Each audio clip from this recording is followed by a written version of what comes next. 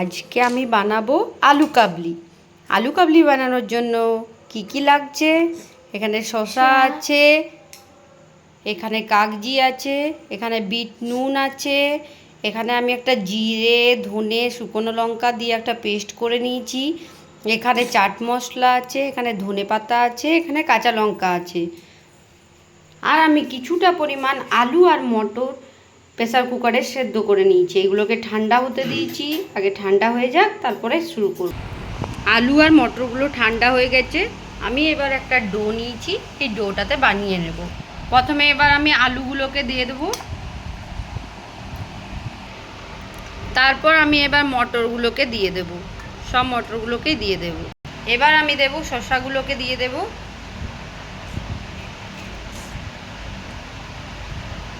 এবার আমি কাঁচা লঙ্কাগুলো দিয়ে দেব।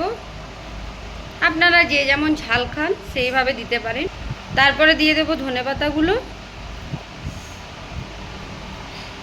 তারপর আমি মশলাগুলো দিয়ে দেবো, কারণ আমার মেয়ে পারবে না, ওর হাতে লেগে যাবে।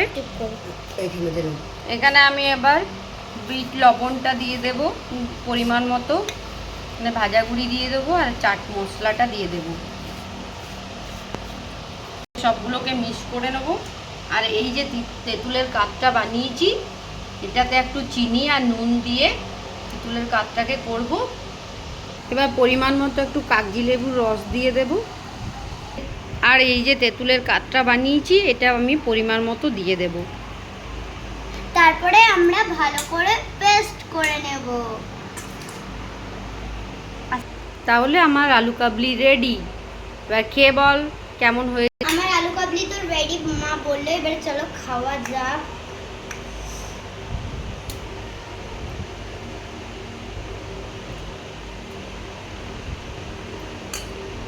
সুপার। তাহলে বন্ধুরা, তোমরা এরকম বাড়িতে বানিয়ে খেও, আর কেমন হবে সেটা কমেন্ট বক্সে জানিও। বাই।